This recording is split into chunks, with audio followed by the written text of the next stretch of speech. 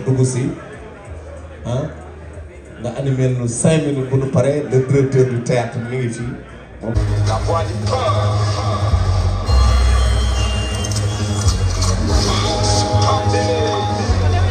La voix du corps.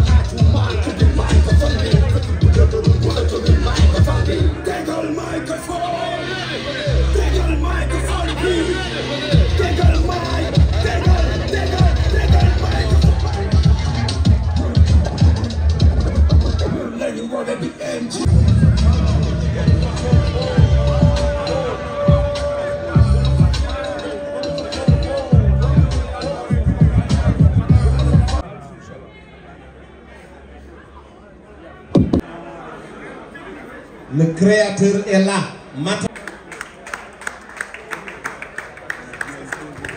L'exemple est là. dal bi ngi nii ki formé jeunes yu bari ci banlieue bi mi ngi nii ki feeñal étincelle bi ci xalaat yu rafet yi am ci réew mi mi ngi nii qui forme plus de 1000 jeunes métiers artistiques mbokk yi ki yee xale yi ci banlieue bi won leen yoon bi mi ngi nii li ma leen wax léegi ci jaar-jaaram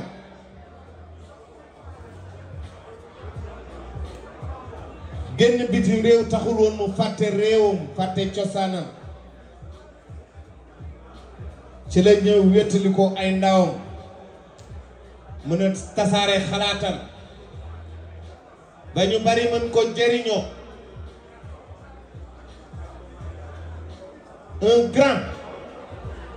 un grand sénégalais africain mi ngi nii booy sargal da ngay sargal ki ko def mu doon lu rëy ki ko wax mu doon njariñ ki ko dox di yoon wu leer kooku c'est Matador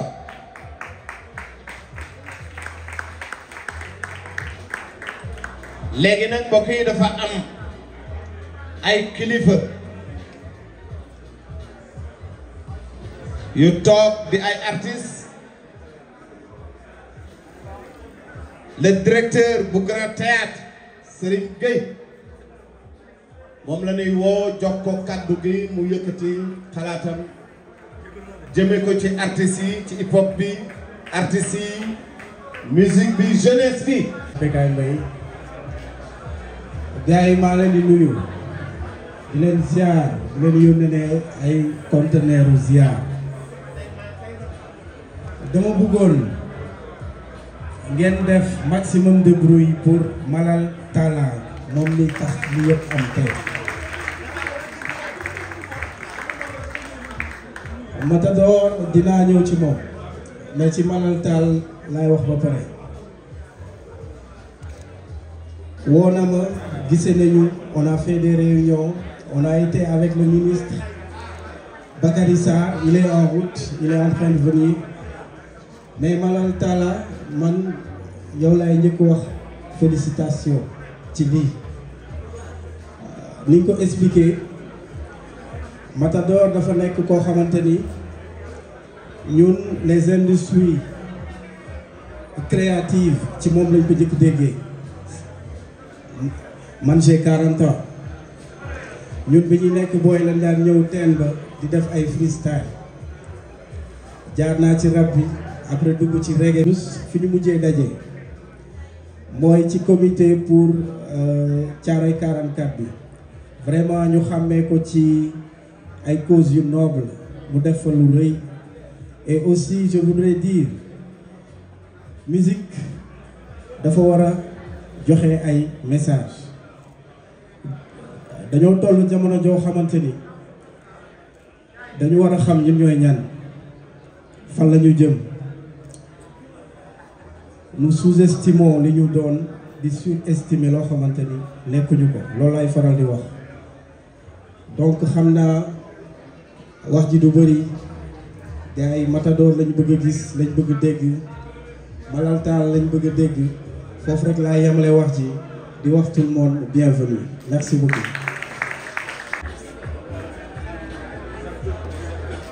merci directeur Serigne Gueye mbokk yi léegi dañuy jox le secrétaire général bu association Guédiawaye hip hop di mën a teg dara ndax li nga wax lépp si Matador wax ko si hip hop bi defe naa ni en tant que voilà un connaisseur de la culture hip hop aw ma leneen loo xamante ni moom laa si teg li ma si waroon teg dama koy bàyyi ba Fou Malade ñëw donc xëy na buy tëj di wax ci solo jotaay bi ak solo bés bi ak lu tax ñu tuddee Matador festival bi ren ngir sargal ko loolu xam naa dina si ñëwaat. Mais avant d'aller plus loin je voudrais juste en fait saluer et remercier tout le public hip hop ici présent parce que je pense que c'est pas la première fois bi mooy la énième fois boo xamante ni bu ñu wootee ñëpp ñi nga xamante ne nii bëgg nañ Guédiawaye hip hop waaye bëgg nañ culture hip hop à chaque fois dinañ fi ñëw. gis naa fi waa maison des cultures urbaines gis naa fi RBS Crew gis naa fi ñoom Ati Diallo waaye gis naa fi ñoom Cap de Seus gis naa fi Diib Samba Peuzzi nee nañ ma mi ngi ci yoon wi loolu dafa mel ni li ñuy defal Matador ñun loolu rek la ñuy defal sargal ak wormaal Matador bi nga xamante ni Guédiawaye hip hop moom lay def dafa mel ni képp ku fi teew moom la ñuy defal. donc au nom de toute l'association Guédiawaye hip hop képp ku nekk fi tey nga taxaw ci jotaay bi comme ni ñu koy waxee maa ngay wax much love and respect. so sama propos ci li nga xamante ni moom laa koy tënk mooy rek fàttali Matador dafa am ku mu àndal fii ñu koy wax Abou Sow mu nekk artiste rappeur bokkoon ci groupe bu ñuy wax Xaatim ak Kàddu defe naa ni Malal mi ngi koy cité démb à travers une émission muy wax ne hip hop daaray dara la hip hop daaray dara la ndax day fekk ku nekkul dara mu def la dara waaye fekk fu dara nekkul mu def fa dara fekk fu dara nekkul nag ñu def fa dara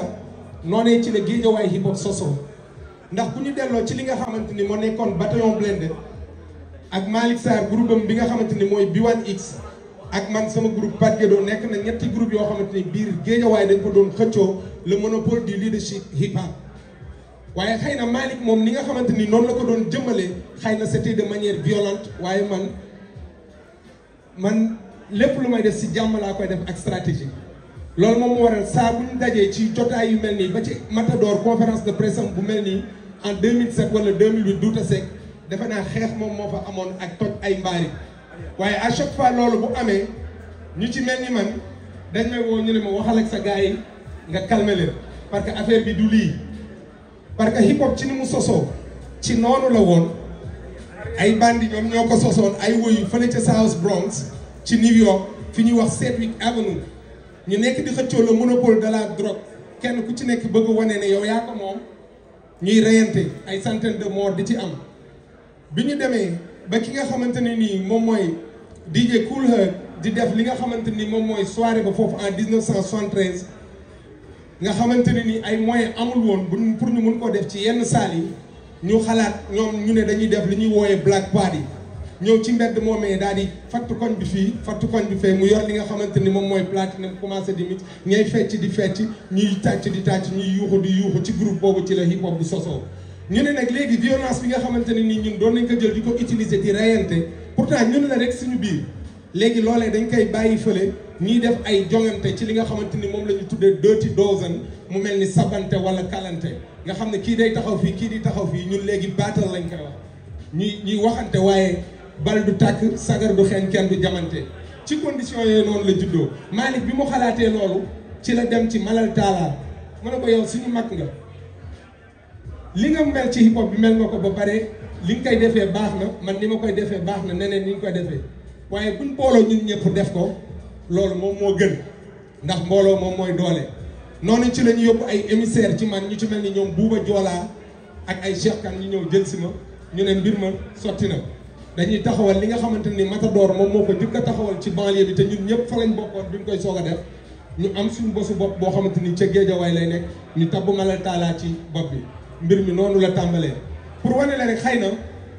ci mbirum xale tàmbali woon nañ ko ci affaire violence ak kujjee waaye xamal nañ ni duñ ci yeggale ndax hip hop li ko tax a jóg moom mooy kattanal doomu aadama delloo ko maanaam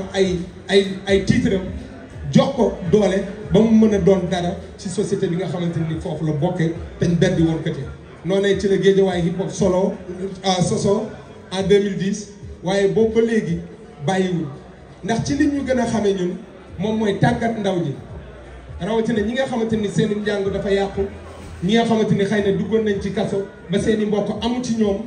amuñu ci ñoom yaakaar ñu jël leen wutal leen ay formation kon hip hop bokk na di def tàggat nit di delloo nit ci boppam mooy li ñuy wax la réhabilitation de l'humain ñun ci loolu dañ ciy yëngatu mu am nag ay série de formation yu bëri yoo xamante ni entre temps def nañ ko fi xale yi ñuy tàggat ñenn ñi ngi def service civique français loolee ñu ngi koy def depuis 2014 année bu yàlla sàkk ñu yóbbu leen ñuy France ñu def fa 6 mois ci li nga xam ne mooy seen i ay domaines respectifs ku kenn ku ci nekk mun a am loo xamante ni moom nga mënal sa bopp ngir ëllëg ci biir nga mën a jariñ sa bopp waaye jariñ saw askan ndax hip hop tam loolu la ñun dañuy faral di yor benn slogan boo xam ne Hadji Bekkaay dañuy wax ni local hip hop empowers people and gives back to the community ñun hip hop bi ñuy def mooy hip hop bi nga xamante ni nii day jël nit maanaam di ko delloo njukkeel ngir mu mën a doon dara maanaam ci communauté bi nga xamante ne nii loolu la sosoo Guédiawaye hip hop loolu la loolu. On va donner la parole. Donc moi je vais faire une présentation en 2 points et vous dire quelles sont les activités qui vous attendent avec cette 11e édition. Donc nous sommes là aujourd'hui pour marquer le lancement officiel des activités de la 11e édition du festival Guédiawaye Baye Rap. Comme son nom l'indique, le festival Guédiawaye Baye Rap a pour vocation de faire découvrir et montrer le dynamisme positif de Guédiawaye et de la banlieue de manière générale à travers le rap et la culture hip-hop. Donc depuis 2013, le festival Guédiawaye Baye Rap est organisé par l'association Guédiawaye Hip-Hop dans le but de décentraliser et rendre plus accessible l'offre culturelle aux populations éloignées des programmes culturels d'envergure. C'est pourquoi nous déroulons la quasi-totalité de nos activités dans des lieux comme Harlem City, un quartier périphérique de Wakhinane Nimzatt, la prison du camp pénal de Liberté 6, la résidence pour activistes de Caribou, créée par Y'en a marre. Donc toutes les activités que nous proposons sont gratuites, car pour nous, le principe d'équité dans son sens global, et notamment en termes d'accès à la culture et aux infrastructures socio-culturelles de base, est primordial comme indiqué dans l'axe 3 de l'agenda national de transformation Vision 2050 portée par les autorités étatiques. Donc la 11e édition du festival Guédiawaye Baye Rap rend hommage à un patrimoine du hip-hop sénégalais, matador, artiste rappeur, slameur, membre fondateur du groupe BMJ 44, fondateur et président de l'association Africulture Ban, première organisation culturelle urbaine de l'Afrique de l'Ouest. Donc le concept est matador et nous vous demandons de vous en approprier. C'est-à-dire le ñëpp sargal matador, oui célébrer matador.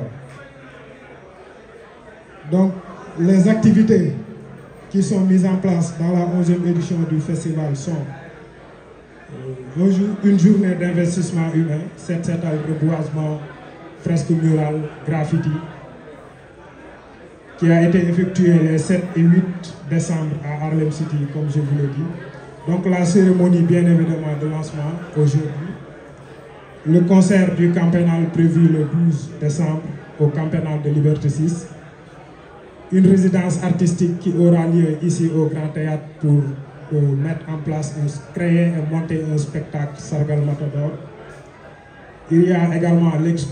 l'exposition Grand Master Matador que vous pouvez découvrir ici au Grand Théâtre pendant une semaine, que vous pouvez visiter également à Caribou, que vous pouvez visiter à Guédiawaye Hip Hop jusqu'au 29 décembre. Donc après ça, il y a 3 grands spectacles que nous allons mettre en place, dont le spectacle Vox Populi qui aura lieu le 27 à Guédiawaye Hip Hop et qui sera porté à l'honneur de Matador. Donc le spectacle du 29 sera The Legacy Show qui va programmer des artistes qui sont propulsés par Matador et Africulture Ban. Et également le 29, le spectacle Next Generation Show qui va mettre la lumière sur la nouvelle génération d'artistes qui sont l'avenir du hip-hop sénégalais. Tout le public et mention spéciale à toute l'équipe de Guédiawaye Hip Hop. Merci. Merci. Waa di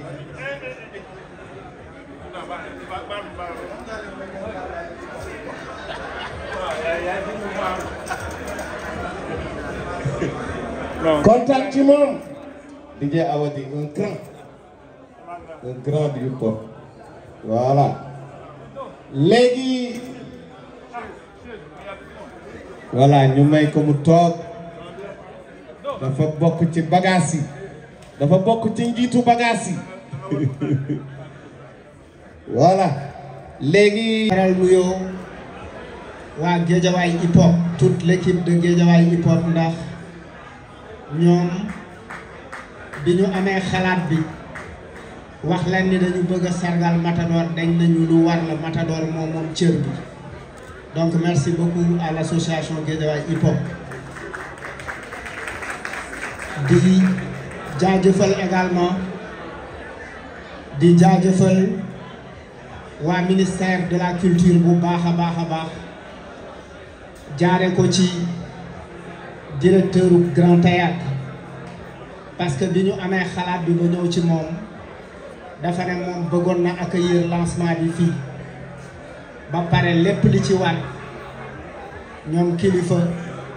ñoom Serigne Gueye dox ko ba mu am ba lépp jàppale di wax ni ñu ngi nuyu également kilifa yi fi nekk yëpp tàmbale ko ci sunu mag Awadi jël nuyoo bi pour mu mën ko eggalee bépp waaye bi nga xamante ne yaa ngi yëngu ci culture hip hop ndax ñoom ñoo tàmbale ñu wax lan moo tax ñun suñu bési suñu festival bi nous avons choisi de célébrer Matador. Nous avons choisi de célébrer Matador parce que dans les années ñun amoon na ay jamono bu ñu bëggee rap amuñu fu ñu rabee thème bi rek moo ñu mënoon a accepter pour ñu rap parce que foofu lañ doon dem pour rap fa pour jéem a tester suñu bopp ndax mën nañ walla mënuñu parce que thème bi moom moo nekkoon boo defee sa maquette ba pare fa ngay dem pour essayer fa sa rap.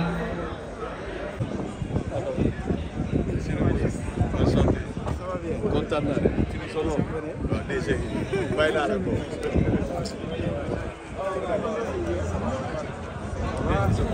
ok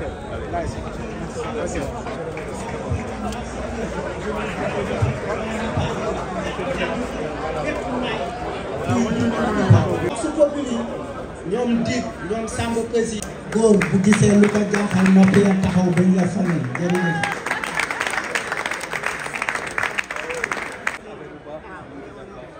jëm ci Matador di témoignage bu Matador li mooy njëriñu def lu baax li mooy njëriñu gunge ndaw ñi malal wax te def nga ko génn nga étincelle bi nekk ci ñoom tey jii ñu doon ay di jiital si nuyoo bi Matador mais balaa may sori si Matador dama bëggoon wax si malal parce que li muy def nii exemple la pour ñun exemple la ñun pour suñu génération ak génération yi di ñëw quoi xam naa ni mënuma fi wax li fi malal waxul wala lu fi keneen waxul waaye Matador dafa nekk koo xamante ni li ma mës a seetlu si moom mooy esprit positif à chaque fois ma gis Matador lan lay wax booy dee leen ñëw ñu waxtaan booy dee leen waxtaan dee leen def lii booy moytu leen lii bu leen def lii à chaque fois il ne parle que de positif en fait moom lu positif rek lay waxtaanee saa yu ñu gis muy xool nan la mën a yokkee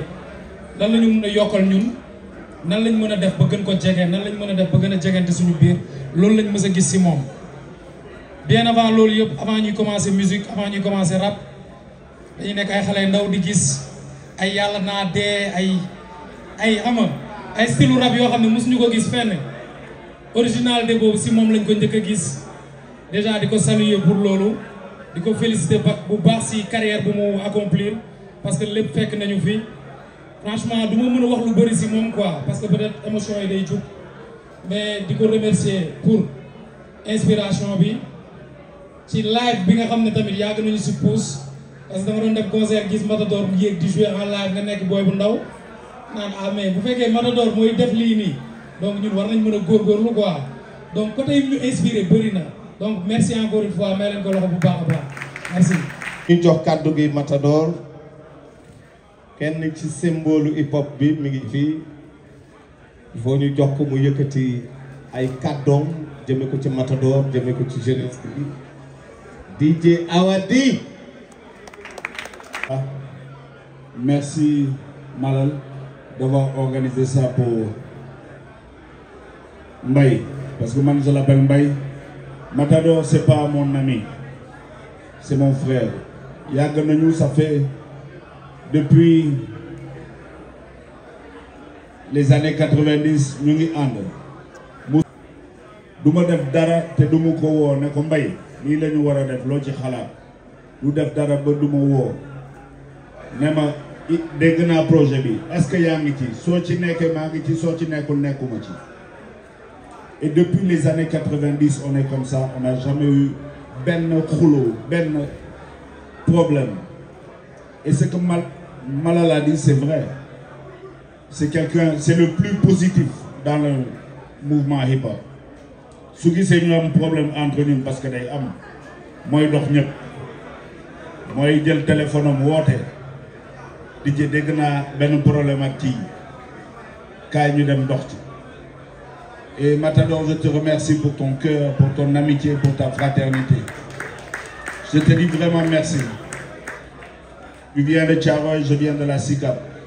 Les gens pensaient que c'est deux mondes différents. Et on est la preuve qu'il n'y a pas deux mondes différents. Culture bu ñu bokk mooy culture hip-hop. Donc et je pense que s'il y a un soldat qui serait général, ça doit être toi. Quelquefois man dina foo dem def ay sound afrobeat Mbaye daf may woo ne ma non DJ bàyyi loolu quoi ma dugg ci mbalax daf may woo ne ma non DJ bul mbalax maa la ko ñaan ñu ko Mbaye damay mbalax et puis damay def clip. Il me rappelle non xoolal dama la ko ñaan xam nga yow da nga mu ngay représenté dimbali ma bul mbalax hip hop moo dee ci xolam de nous tous là si on peut dire qu'il y en a un qui aime le rap, c'est ce monsieur. Et puis des valeurs humaines des gens, il ne l'a jamais fait. Je me xewle, je suis obligé d'être là parce que il a fait des choses dans ma vie que personne n'a jamais fait. Il m'a défendu quand personne ne suis ici. Il me défendait seul. Nanguchi wait. C'est pour ça que je te dis merci Matador. Merci Matador. Longue vie à toi et continue de nous émerveiller dans tes spectacles. Donc toi seul as le secret. One love. Respect mon général. ñu sargal ko. borom jaloore la ñuy sargal. ku def lu baax la ñuy sargal. ku liggéey la ñuy sargal. ku bëgg ay teen la ñuy sargal. ku jëmbat garab la ñuy sargal. ku wutal ay xale liggéey la ñuy sargal. ku yee ay ndaw la ñuy sargal. fexe nga ba reefu xale yi mu doon une réalité. Matador.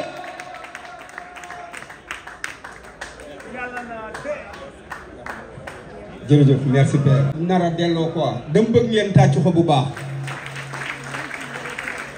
non lii doyul de dama bëgg ngeen tàccu Malal bu baax.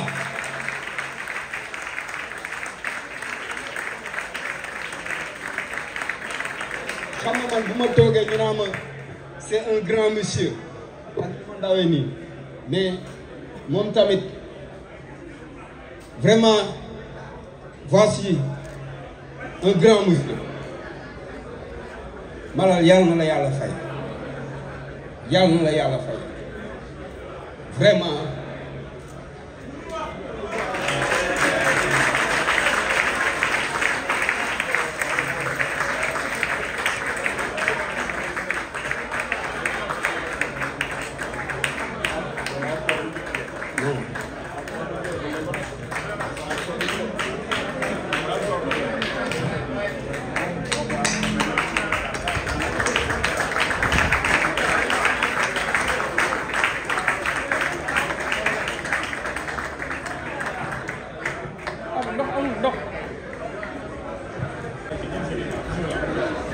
fu ñu yem mais encore une fois yàlla na la yàlla fay lii nga def nii hip hop yombul on est très bien placé pour wax ni hip hop yombul. yéen ñi taxaw fii yëpp on vient de très loin fi ñu jógee dafa sori torop bu ñu toogee tey ba Sénégal ñu jël bés dajale ay nit ni dañ lay sargal ak hip hop fa ñu hip hop jëlee vraiment merci. sama dund yëpp hip hop la mënuma bëgg leneen lu dul hip hop DJ dama am ay 10-12 ans di break dance boo demee ba ay 50 ans nga nekk ci mbir moomu vraiment xamoo lu dul lool tey damay remercier parce que nag Malal jox nga ma occasion boo xam ne musuma ko am ku ma xam-xam ni vraiment je veux être resté underground nekk ci suuf rek xaw ma nu ma doon préparer bis bi parce que xaw ma lii quoi hip hop bi ma jàngal mooy nekk ci rek quoi et biñ koy tàmbali c'était juste pour fu ñu dem ni Caaroy la ñu jógee ñu respecté ñu looloo taxoon ñu gën a dugg ci hip hop man dama nekkoon di break dance après rap bi ñu ci dugg c'était juste pour ça jox nga ma occasion Mokhtar Le Kagoula aujourd'hui de remercier Manu Lyrical Ceddo di remercier Omar Ben Khattab di remercier Bouba Kolbiko di remercier Fatim xaw ma ndax mi ngi salle bi wala waaye ñëwal Fatim ana nga Caaroy lañ dëkk ñun suñu avenir nekk agresseur gainskat ak sàcc moom mooy li ñu société bi réservé woon kon hip hop dañu sauver kon hip hop boobu dama gëm ni war na mën a sauver ay génération li ma doon def dama ko def juste parce que dama bëgg hip hop bëgg mu développé wu fu ñu taxawee ni secteur bi dox na Sénégal ñu ni hip hop bi tamit participer na si bu ma remercier waa BMJ 44 nga xam ni 90 ak léegi ça fait plus de 30 piges 34 piges même ñu porté Caaroy parce que bëgguñ ñu ñuy dem fenn ñu ñuy xoole ay nitu banlieue wala nit yoo xam ne duñu ay nit yu ñu war a respecté ci loolu ñu yokk ci 44 ba année bii dafa mel ni histoire tirailleurs yi ren lay soog a jënd vraiment shout out bi Dip j'ai vu et li nga def Adam xamalan la continuité wu BMJ la parce que ñun 44 bi c'était juste pour dire aux gens que am na lu xew Caaroy 1944 te kenn ñemewu ko woon a wax continuité bi yaa ngi koy def vraiment maa ngi la ciy remercier bu baax gars yi ñi ngi commencé am ay fruits donc soldats yooyu porté woon combat boobu muy waa BMJ sargal bi Malal dafa def pour waa BMJ 44 ma bëgg ngeen tàccu leen bu baax parce que tey histoire boobu n'importe quel jeune sénégalais et africain war nga mën a taxaw fépp ci àdduna bi siki fëgg sa dënn ni man surtout tirailleur la wala ci famille tirailleur laa jóge ci laa soqeekoo parce que ñooñu li ñu def exemple boo xam ne àdduna bi yëpp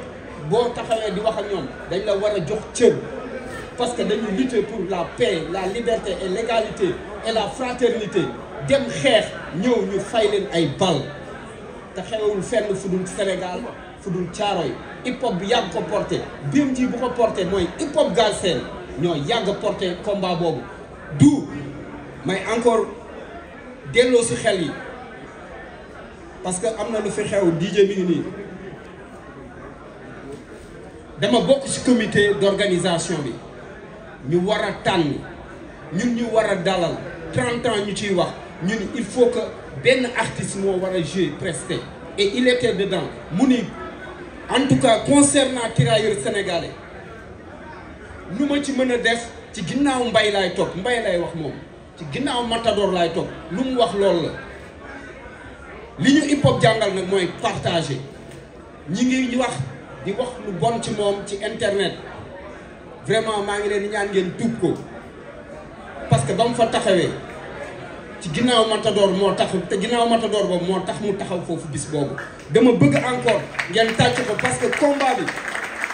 Omar Ben Khattab nekkatu fii Mokhtar Le Kagoula nekkatu fii Manu Lyrical Ceddo nekkatu fii mais ñii ñi ngi fi ak yéen ñii yéen a ngi fi ba léegi hip hop mi ngi dund bu ma tegee Africulture du sama xam-xam jànguma ko ci université du lenn expérience la ak peut-être yàlla dimbali ñu ba tey ñu mën ko wax comme exemple mais ci kaw loolu hip hop daf ñu jàngal reconnaissance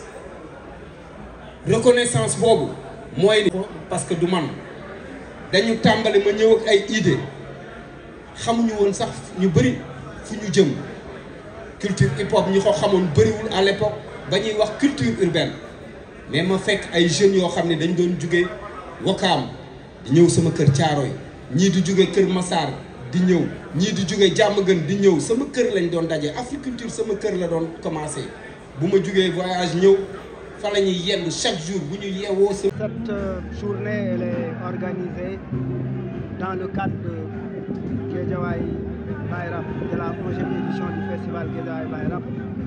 portée par l'association Guédiawaye Hip Hop. Elle constitue le lancement du festival. Les activités ont démarré les 7-8 à Guédiawaye, à Harlem City, à Darou Rahman. Et ces journées ont consisté effectivement à nettoyer les quartiers et à mettre en place une conférence citoyenne autour du rôle des jeunes dans le développement local. Et aujourd'hui, c'est la deuxième activité qui est organisée et qui constitue le lancement, comme je l'ai dit. Demain, nous allons, le 12, nous sommes au camp pénal de Liberté 6. Et les 27, 28, 29, nous sommes à Djibouti pour de grands spectacles. Mais avant cela, les 19, 20, 21, une exposition est prévue à Karim, la résidence des activistes mise en place par Yanama. Donc c'est globalement, aujourd'hui on a voulu montrer Matador à travers une exposition photo, mais également à travers la présentation du festival et véritablement pour montrer à quel point nous le célébrons en tant qu'icône, en tant que rôle modèle, en tant que quelqu'un qui nous a inspirés et qui continue de nous influencer. Alors on vient de voir le secrétaire général. Ils ont été très réceptifs au projet parce que comme le ministre l'a dit dans sa présentation, il a parlé un peu de souveraineté. On ne peut pas parler de souveraineté sans pour autant effectivement travailler avec la culture. La culture est un puissant levier pour transmettre les notions de souveraineté à la jeune génération. Et le festival Guédiawaye Bayrap, dont l'objectif cette année est de promouvoir le patrimoine local et international pour favoriser l'éducation des jeunes générations, il est important que les jeunes comprennent qui ils sont, où ils viennent, pour pouvoir savoir où ils vont. Donc le ministère nous accompagne d'abord en mettant à notre disposition le Grand Théâtre qui a très tôt manifesté son envie de travailler avec nous dans le cadre de ce festival, en nous donnant, en mettant en nous ce restaurant, le restaurant Oasis, pour faire la présentation, pour faire l'exposition, mais également pour accueillir le concert de As the Best. Et le compagnonnage avec le Grand Théâtre, ce partenariat ne s'arrête pas là. Ça va continuer avec une résidence artistique. Toute la résidence artistique du festival sera organisée ici en partenariat avec le Grand Théâtre pour avant la restitution du spectacle le 27, les 27, 28 et 29. Alors quelle est la particularité de cette année-là? La particularité de cette année, c'est qu'on a mis le focus effectivement sur ma éphémère comme un phénomène de société. Il a aujourd'hui 51 ans. Il est temps de travailler à ce qu'on puisse exposer le hip-hop sénégalais au musée des civilisations, parce que 50 ans c'est un patrimoine. Tous ces jeunes qui sont derrière nous, la première génération, celle de Awadi, celle de Matador, la seconde génération, moi-même, les Simon, sont en train effectivement de nous reconvertir. Nous sommes en train de nous reconvertir en mettant en place des espaces alternatifs de formation, de création de contenu, parce que pour nous, il faut faire évoluer le spectacle. Il faut amener les jeunes à se professionnaliser davantage, à pouvoir effectivement rêver de lendemain beaucoup plus meilleur pour cette culture-là, parce qu'il n'y a que cette culture qui constitue notre force. Elle est notre force, elle est notre pouvoir, elle influence les décisions politiques, elle fait l'économie, elle fait travailler les jeunes. Et en fait, elle s'offre comme alternative là où l'État ne peut pas assurer un certain nombre de choses. Le hip-hop se substitue C'est pourquoi il faut être intelligent de trouver des points de convergence avec le hip-hop, entre le hip-hop et les institutions, et le faire de la manière la plus démocratique, de la manière la plus juste et de la manière la plus libre. Je ne veux pas être trop long, mais tout parle de l'État, ici parle de l'État, on les a menés. Il s'agit de Nip Doff et de Kilifeu. C'est deux grands artistes qui ont marqué et qui continuent de marquer. Nip Doff est nommé, mais il continue d'être un artiste en activité. Et le show of the year qu'il tient chaque année montre vraiment qu'il est encore un artiste qui continue à faire des spectacles de notre génération. C'est l'un des artistes qui continue encore à produire, à être présent sur la scène et à compétir même avec la jeune génération. Kilifeu a une trajectoire très intéressante en tant qu'artiste engagé, mais en tant qu'aussi fondateur du mouvement Y en a marre, et aujourd'hui aussi militant de Pastef. Aujourd'hui, on ne peut pas empêcher aux artistes de choisir, c'est-à-dire de dire que moi, je suis maintenant beaucoup plus à l'aise en appartenant à un parti politique, en assumant un rôle. Et je pense que porter des artistes à la tête